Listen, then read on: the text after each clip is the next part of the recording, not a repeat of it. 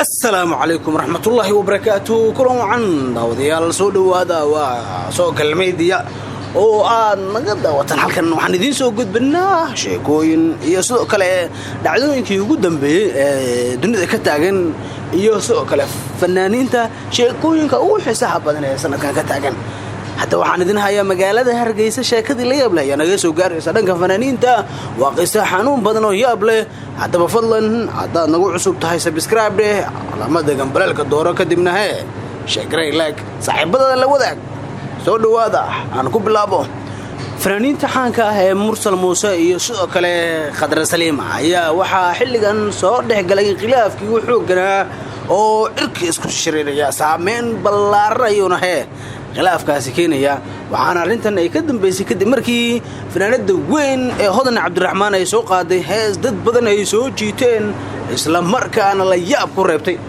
heestaasi waxay ahayd mid dadku inta badan ay ku qanacsan yihiin qaarkoodna ay la dhacayaan waxyaabaha ugu muhiimsan oo ay ku jiraan iyadoo saaxiibkeeda hees u soo qaaday isla markaana waxaa intaasi kadib xigay Mursal Muuse oo soo gaaray ka xaysanaya inuu soo amaanay saaxiibtiisa ee Hodan Cabdiraxmaan laakiin arrintaasi waxaa ka carooday Khadra Saliima oo walaac fara badan muujisay. intaasi kadib waxaa dhacday in heestii Hodan Cabdiraxmaan taageero malaayiin qof ah ay ku hesho intuu jidino furmaayo jawiga adag laga baxayo iblaysa mirkiyo dulqaadka jaanisku imanaya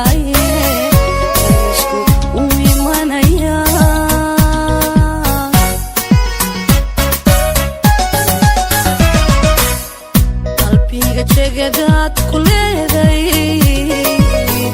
wajira ruuxi li karaaye wajira ruuxi li karaaye xusuusta ku jooji laabta niyadaan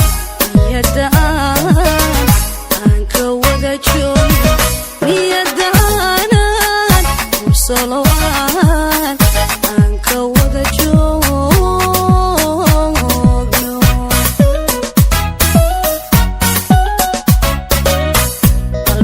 jegadaad ku leeday wajira ruuxi li karaaye wajira ruuxi li karaaye xusuusta ku jooji laabta niyadaan xabiibi aan ka wada joogo niyadaan macaan aan ka wada joogo.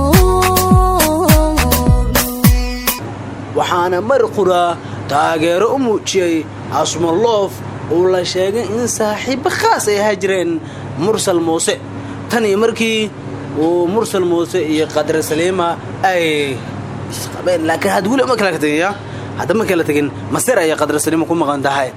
Khadra Saliima intaas wixii ka dambeeyay koox fanaaniin ayaa samaysatay magaalada Hargeysa gelgelaysa waliba. haddaba xog badan baa soo baxaya waxaa la leeyahay Khadra Saliima waxay ka carootay taageeradii Asmaloof ay Hodan Cabdiraxmaan u muujisay. waxaa soo galay khilaaf xoogan muran badan baa jira sidoo kale Nadir Nayruusna waxay joogtaa Hargeyso waxaa jira kooxda waxay ku biirtay Khadra Saliima ee wadato muran badan baa jira xaaladdu way kacsan tahay fanaaniintu way isku dhacsan yihiin. haddaba xogihii ugu dambeeyay halkan ayaad kala socon doontaa waan idin soo gudbin doonaa. fadlan haddaad nagu cusub tahay subscribe like share comment calaamada gambaleelka guud ahaan intaas ayaan kusoo gabagabeynaynaa dhacdooyinkii ugu waaweynaa ee dhanka fanaaniinta aan idinkaga hayay.